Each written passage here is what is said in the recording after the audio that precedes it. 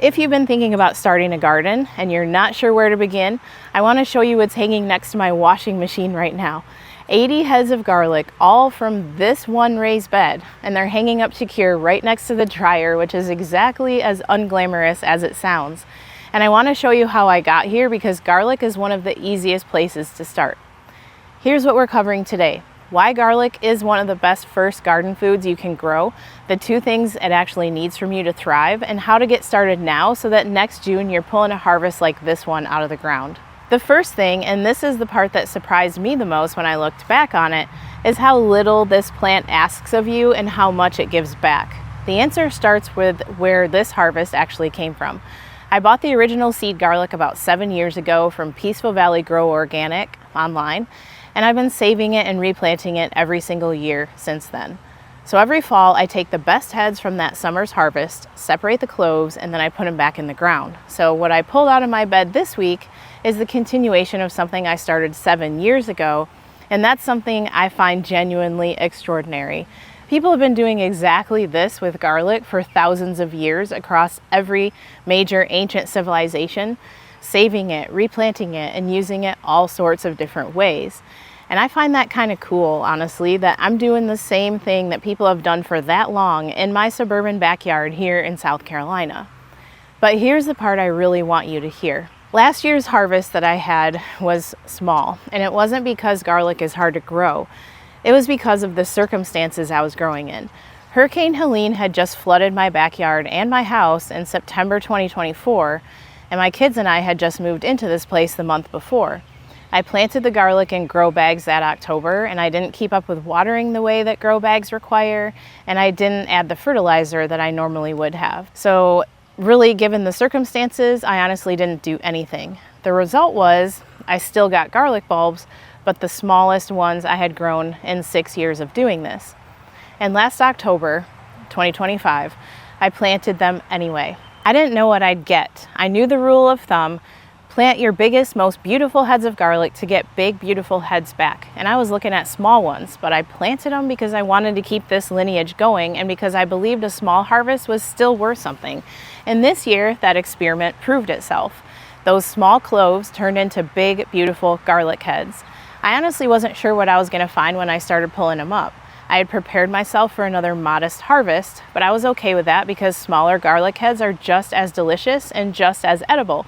But what came out of the ground was better than anything I'd grown in a normal year from a normal planting with everything going right. And I've been thinking about that a lot since then because I think it says something really important, not just about garlic, but about what happens when you show up anyway. When the conditions aren't perfect and you plant something anyway, and you trust that something good can still come from it. If you've ever felt like your situation wasn't good enough to get started, that your space is too small, your life is too chaotic, or you missed your moment, I want you to look at what grew out of that difficult year. And then there's the flavor of garlic, because this is the other reason garlic belongs at the top of the list of garden foods you grow at home. What I pulled out of my garden this week does not taste like what you buy at the store. Store-bought garlic, especially the kind imported from overseas, which is most of it, has been treated to prevent sprouting, and it shows. It's milder, it's sometimes kind of flat tasting, and fresh garden garlic is sharper, more complex, and honestly, it makes me want to cook in a way that the grocery store version never did. And garlic stores for months or even a year, so this garlic will carry my kitchen through until I harvest again next summer. The thought that I don't have to buy garlic from the store anymore isn't about the money. It's about knowing what's in my food and having something I grew with my own hands in every meal I make for my kids. My daughters think it's cool that we might still be growing this same garlic when they're older, and I don't put pressure on that, but I genuinely love that it's possible. This is the thing that people have always done. They've saved what grew well, they've replanted it, and they fed their families from it. Thousands of years of that, and here we are in a suburban backyard with raised beds doing the same thing. And if you're watching this and you're thinking, I love this idea, but I genuinely don't know where to start with my actual space and my actual life, that's exactly what I help with. I do one-on-one coaching calls where we just figure it out together for your yard and your schedule. The link to book is in the description below. The second thing we're covering is what garlic actually requires from you, and if you've ever felt like growing your own food sounds like too much work, this is the section that's going to change your mind. Garlic is planted in the fall. You just plant the cloves, put a good layer of mulch on top, keep it watered until winter, and then you leave it alone until spring when it takes off, and then you harvest it about 7 to 9 months after you planted it, depending on the type you grew. So for the majority of those 7 to 9 months, you're doing very little. You water in the fall, and then in the spring, if the soil's dry, you feed it a few times starting when green growth appears in the spring, and that's genuinely it. And when it comes time to harvest, garlic tells you when it's ready, so you don't have to guess. What you're looking for is about 40 to 50% of the leaves turning brown and dying back from the bottom up, while the top leaves are still green. For softneck varieties, like what I grow here in South Carolina, the stems also start to weaken and kind of fall over naturally. And if you're growing a hardneck variety, you'll harvest the scapes, which are these curly flower stalks, when they appear in late spring, and then the bulbs are usually ready about 3 to 4 weeks after that. The plant is genuinely telling you what to do. You just have to be paying a little bit of attention. I harvested mine a little bit late this year and they turned out just fine. So here are 2 things that aren't totally necessary, but they're what gave my garlic a boost this year. The first thing is nitrogen in the spring once you see those green shoots coming up.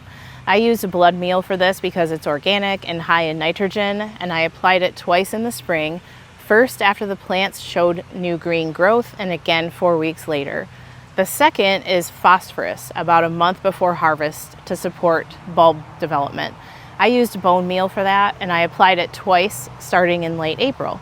In my experience, those simple inputs made a significant difference in the size and quality of this year's harvest, especially coming off a year where I had skipped both and my harvest was small.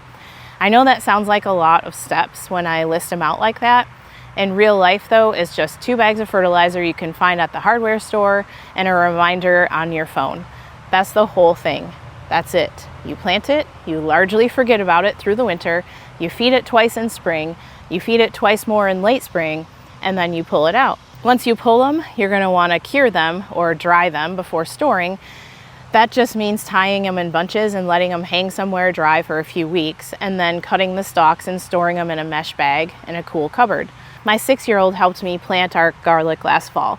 She watched it come up in the spring, and she was out there with me this week when we pulled it, and then she sees it getting used in the kitchen. For a kid, that full arc where you put something in the ground, it grows, and you eat it, that is genuinely magical. And it doesn't require me to be an attentive, devoted gardener every single week for it to work. You can do this with a busy schedule. The third thing, and this is the one that turns everything we just covered into something you can actually do, is how to get started now so that next June you're the one with garlic hanging next to the washing machine. Not all garlic is the same, and the type that grows best for you depends mostly on your climate. Hardneck varieties grow a flower stalk in the spring called a scape that softneck types don't produce, and hardneck garlic does best in climates with longer, colder winters. Softneck garlic, which is what I grow here in upstate South Carolina, thrives in milder, shorter winters. So that's the distinction. I'll put specific recommendations for both climates in the description. And here's something I want you to know about timing, because I hear from people all the time who feel like they missed their window. You have not missed anything. Now is June. Garlic is planted in the fall, which means right now you're in the perfect position to start planting. You get to decide where you want to plant it, which variety you're curious about, and whether you want to order seed garlic ahead of time so you have it when planting season opens up. There are so many different types to explore, different flavors, different sizes. Some are spicier and some are more mild, and there are types that you will genuinely never find at any grocery store. That part is actually one of my most favorite things about growing garlic. It took me 6 years of experimenting to land on the types that work best in my garden and what I love best. But it doesn't need to take you that long. You can try a new variety every single year if you want to. So here's where to start right now. Figure out whether you're in a warmer or cooler climate. That one decision narrows everything down and points you toward the right type. Then start looking at types. If you find one you love, it's not a bad idea to pre-order it now, because some of them tend to sell out before fall planting season opens up. And it ships when it's time to plant, so you're not doing anything with it yet. You're just making sure you're all set and ready to plant in a few months. And that decision, the one where you pick your first variety, is where next June's harvest actually begins. You haven't missed your window. You are right on time. If this video gave you the push you needed to try garlic this fall, I'm glad. And if you're looking at your space and still not sure how to make it work, the link to book a coaching call with me is in the description below. I would love to work with you. If this video was helpful, a like goes a long way because it helps more people find the channel. And if you want to see what you can plant right now, I'll link that next video right here. I'll see you in the next one.